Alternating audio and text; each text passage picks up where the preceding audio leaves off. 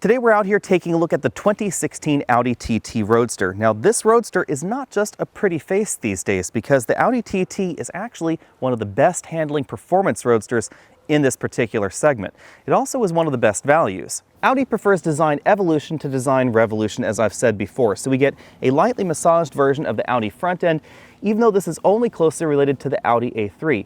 This really doesn't have any other relations across the Audi lineup at this time. When it comes to the overall design, the TT is much more aggressive than TT models of the past. We have this large and more angular Audi grille, these very angry LED headlamps that are standard on all TT models. You'll notice that down here we have these large ducts. We no longer have fog lamps down below. That's because we now have all-weather lamps integrated into this LED headlamp module. The all-weather lamp is this LED module inside the headlamp fixture itself, and it shines off to the side. I'm blinking it for you so you can see what it is. According to Audi, the all-weather lamp helps reduce glare versus a traditional fog lamp design, but it also frees up all this extra bumper space. At just under 165 inches long, the TT is very average for this very small segment. This is just about the same size as the Mercedes-Benz SLK, which has recently been renamed the SLC, and the BMW Z4. This is about 10 inches longer than a Mazda MX-5 and about 8 inches shorter than a Porsche Boxster. Although instantly recognizable as a TT, things have been made a little bit more aggressive, a little bit more angular in this generation. We have these slightly more angular rollover bars behind the front seats, and we have LED tail lamps that have a slightly different theme than the other Audis in the United States. We have dual exhaust tips right over there and a very clean design in general in the back. Part of the general design of the TT is this very long rear deck. It actually looks sort of like a rear-engined vehicle, even though the engine is up front. You'll notice that we have the front seats right over here, then we have the rollover bars, a windscreen, and then we have the area where the lid actually goes. It doesn't go into the trunk, and in fact, the trunk doesn't even open, and it doesn't need to be closed when you're putting the top up or down. The trunk is this separate compartment right back here. There are 3 different engines available in the TT, but only one of them makes it into the Roadster at this time. It is this base 2-liter 4-cylinder turbocharged engine. It produces 220 horsepower and 258 pound-feet of torque. There's only one transmission available for all 3 engines. It's a 6-speed dual-clutch automatic, and all-wheel drive is standard on every engine. You'll notice that under this hood, it looks a little bit different than the Mercedes or the BMW engine base, because this engine is actually mounted across the front instead of down the front in a rear-wheel drive fashion. That's because although the all-wheel drive system is standard on this model, it is based off of a front-wheel drive design in general. Now that's not necessarily a bad thing, because Audi's general design of the vehicle and this drivetrain give this absolutely excellent handling, and as we'll discuss later, this actually outhandles certain rear-wheel drive entries available in this segment. It also helps improve fuel economy, and this gets 30 miles per gallon on the highway and 26 combined in this form. Now if you want more power, you will have to give up the ragtop and move to the TTS Coupe, which uses a 292 horsepower tune of basically this same engine. Again, all-wheel drive and the dual-clutch transmission are standard. Later in 2016, there will also be a TT RS using Audi's 2.5-liter 5-cylinder engine. We're expecting that to be right around 400 horsepower. If you're thinking to yourself that 220 horsepower doesn't sound like a whole lot, you should know that the Audi TT is very light, and that really helps out performance an awful lot.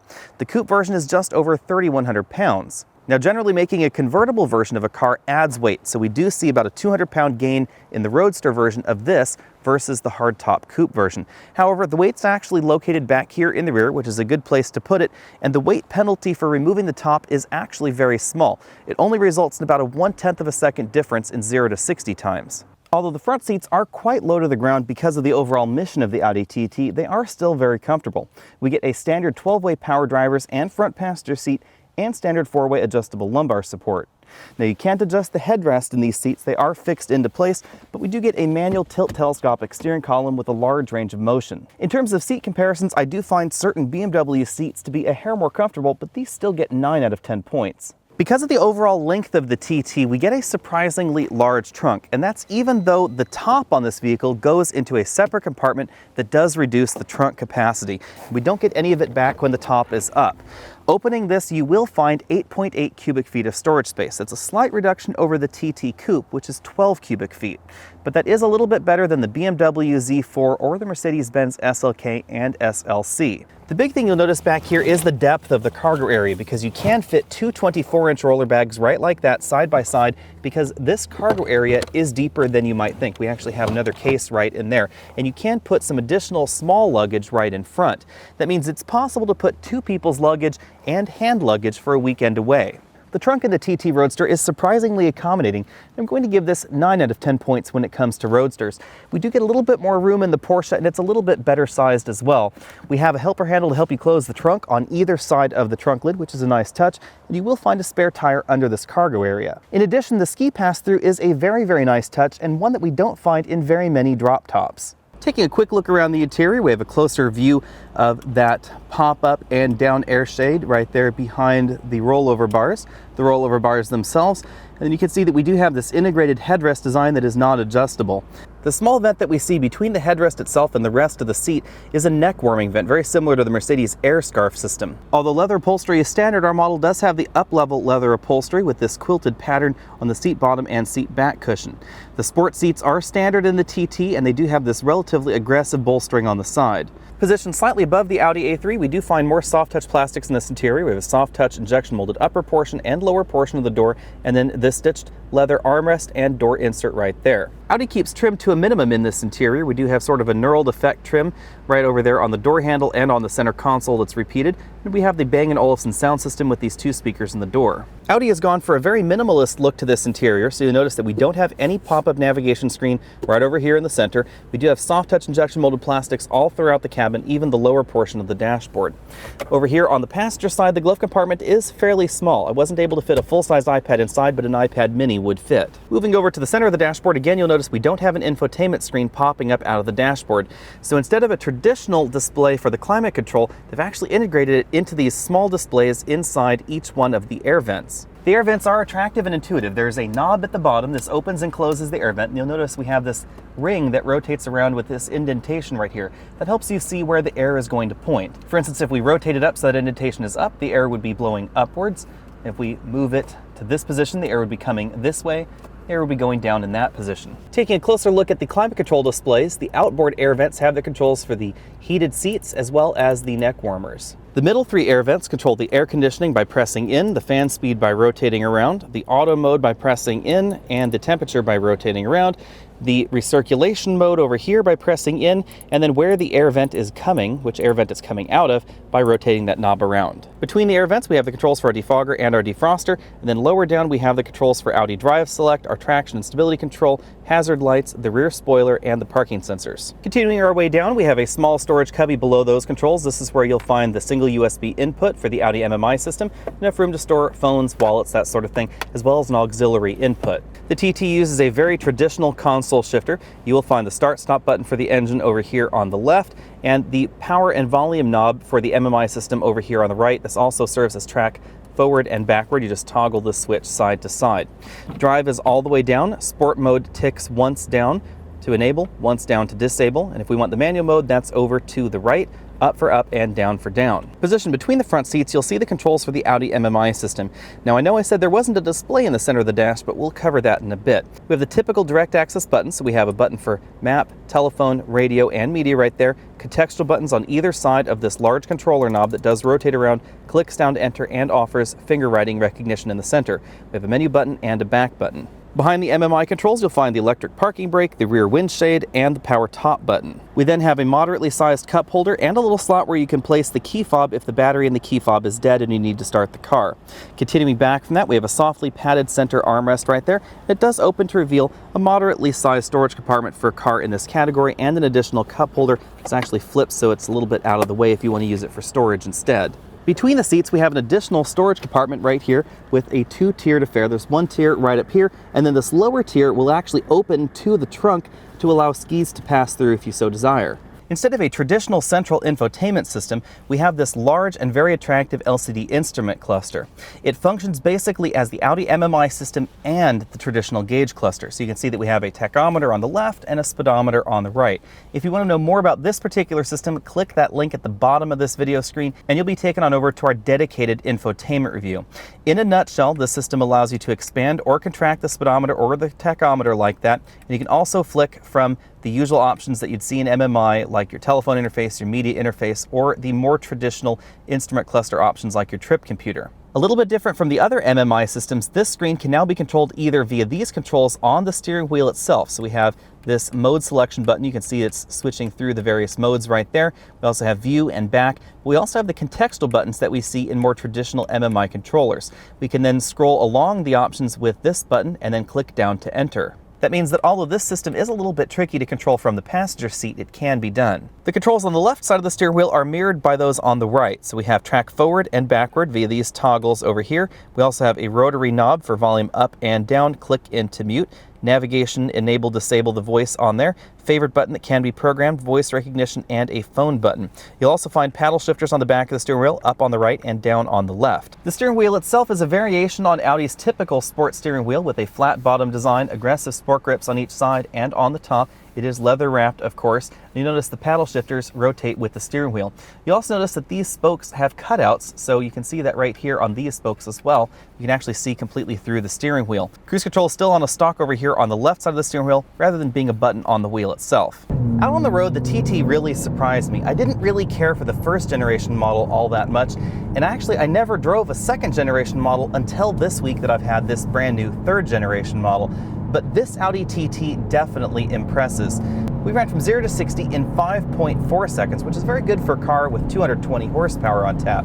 That's absolutely excellent for this particular segment. It's also a little bit faster than the A3 2.0T, even though the weight is right around the same. Of course, the TT didn't just impress when it comes to acceleration, also impressed when it came to stopping. I'm going to give this an A+ here as well, because this actually stopped shorter than an Alfa Romeo 4C, even though that's an ultralight car made out of carbon fiber. This went from 60 to 0 in 107 feet, which is incredibly short. That's a decent amount shorter than the last SLK or Z4 that we tested. Handling in the TT is absolutely impressive as well. This car handles like it's on rails, which is not exactly something I expected. Now, even though we do our own 0 to 60 and braking numbers, I don't have access to a skid pad, but a lot of publications do, and they have also ranked this Audi TT above a number of the key competitors, which is very, very impressive. In terms of lateral acceleration, this vehicle nearly approached 1G, which is very, very good for any kind of performance vehicle. Audi manages to achieve this excellent handling with a very good suspension tune. There's very, very little body roll in this vehicle, but interestingly enough, the suspension is not harsh. I'm actually going to give the ride a B. The ride is definitely firm, but it's not punishing at all. This chassis does not squeak or groan over imperfect pavement, and even though this is not exactly the best paved road, the ride is still quite acceptable in the TT, even though this does have definitely a performance mission in mind. Another very nice touch is that we can raise and lower this top at higher speeds than a lot of the other convertibles out there. It's right around 30 miles an hour or so where this vehicle decides that you shouldn't be doing this anymore. Keeping in mind that we are in the Roadster version with this fabric top, so I'm going to give cabin noise a C. We came in at 73 decibels, which is a little bit louder than the coupe version, which does have that steel hardtop, of course. It's also a little bit louder than the hardtop Mercedes-Benz SLK. Thanks to the light curb weight and this small 4-cylinder engine, fuel economy has been absolutely excellent during this week. I've been averaging 26 miles per gallon during very mixed driving, which is a very, very good number for a car like this. You'll definitely notice lower fuel economy averages from the competition. It's all down to the light curb weight and this relatively small engine. Like the BMW, but unlike some of the other entries in this segment, this does use a dual clutch transmission. That means this is more like an automated manual underneath the hood. The shifts from this transmission are very, very quick, and the feel is much more direct like a traditional manual transmission. Now on the flip side, this will still have some low-speed crawl issues like you find in other vehicles with Volkswagen and Audi's DSG. This means that if you're in stop-and-go traffic or if you're climbing up a steep hill very, very slowly, and I mean under about 2 miles an hour or so, this can feel a little bit herky-jerky because remember, this is a manual transmission inside and it is slipping a traditional clutch. Now that said, Audi has been at the dual clutch game longer than most of the other manufacturers out there, and it shows in the level of polish we get out of this particular transmission. It definitely feels more sorted than Mercedes dual clutch transmissions we see in something like a CLA or a GLA. You can of course shift the transmission with the shift paddles on the steering wheel with the shifter right over here in the center console, or you can just put it in drive and let it do its own thing.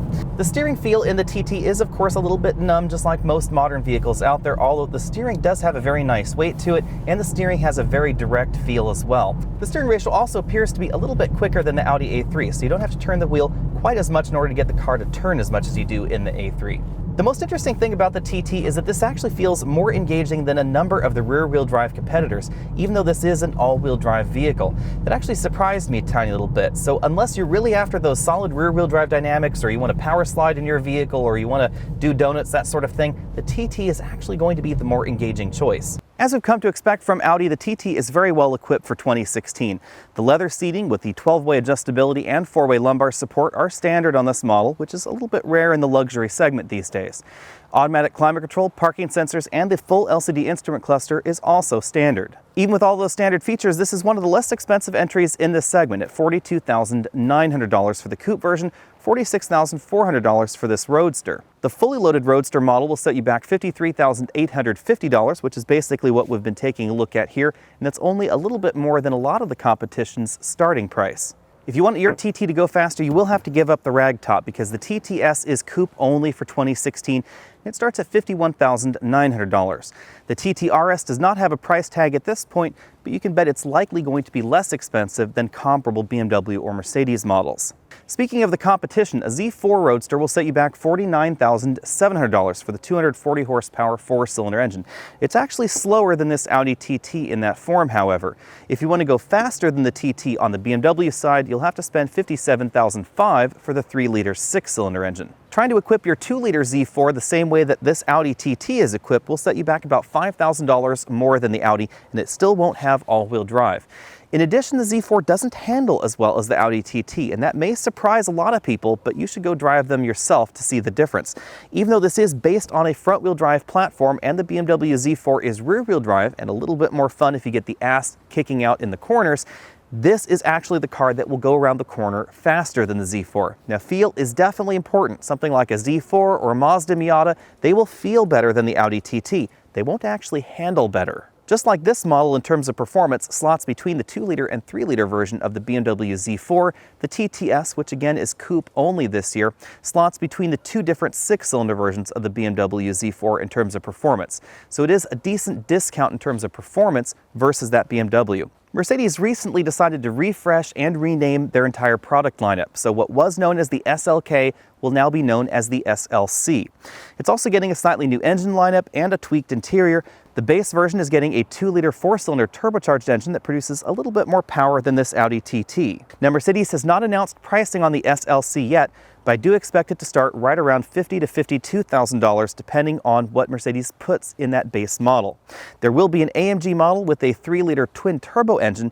It's actually going to compete fairly well with the TT RS. The general design of the Mercedes and the BMW Roadsters is very different than this TT right here, because again, the TT is all-wheel drive only. It's based around a front-wheel drive platform, but this handles like it's on rails, very much like the Audi A3. I was incredibly impressed with the A3 and the S3 when it comes to their handling ability, even though they are essentially a front-wheel drive based vehicle. Interestingly enough, I think both vehicles out-handle the Z4 and the SLK. We haven't driven the SLC yet, but I'm probably going to put it in that same category because they haven't really changed too much of the substance of that car. They've just changed engines and made some interior tweaks. Of course, the BMW and the Mercedes are rear-wheel drive vehicles, so you can get the vehicle a little tail-happy out on certain roads. It has a very different feel, but if you want to go around that corner faster, the Audi TT is actually going to be your choice.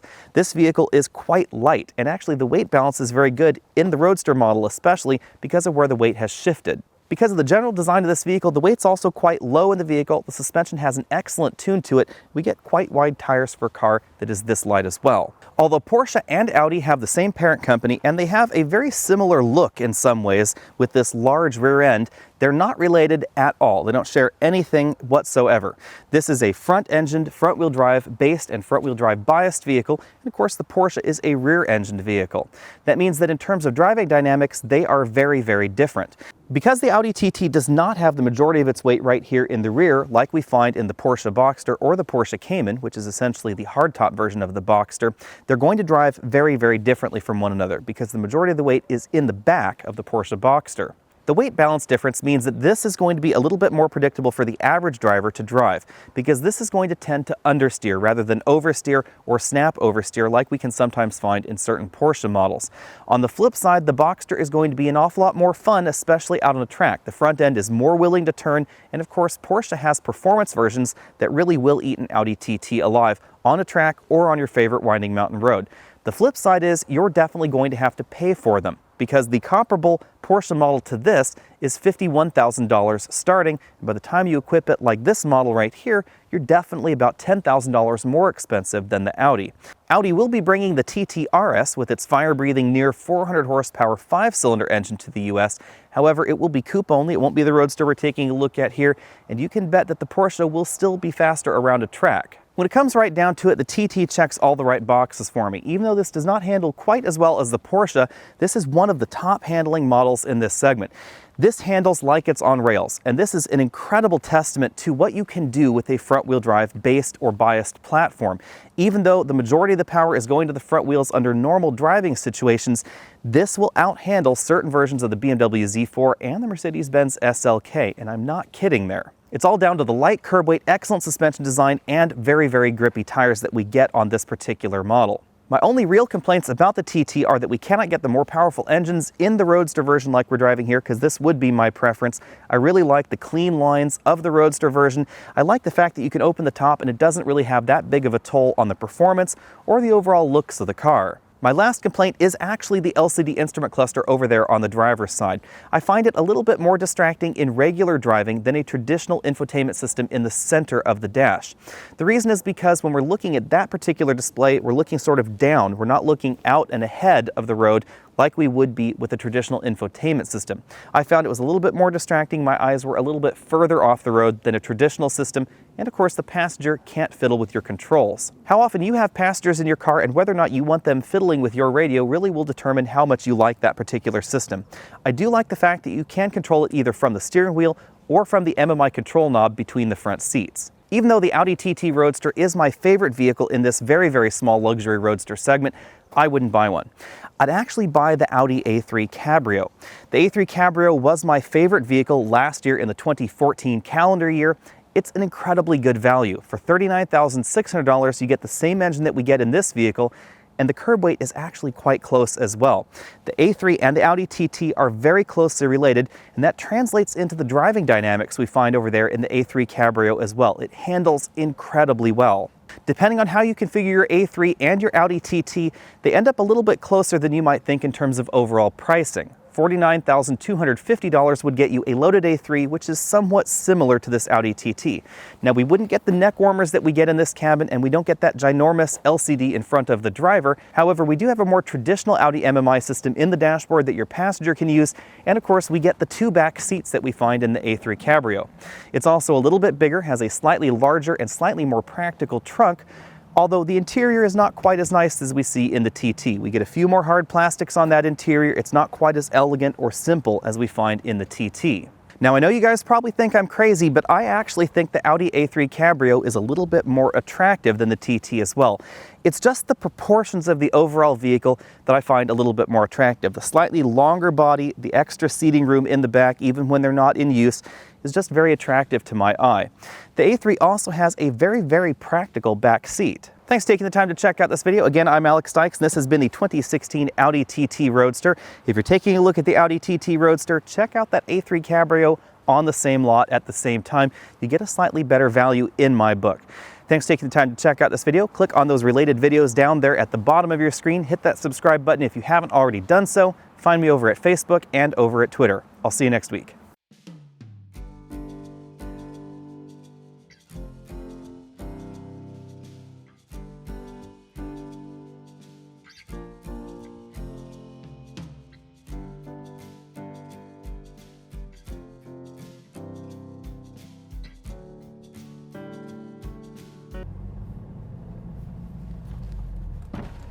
Good to go, nice and slow, say the left. I've seen your reviews. Oh, thanks. They're good.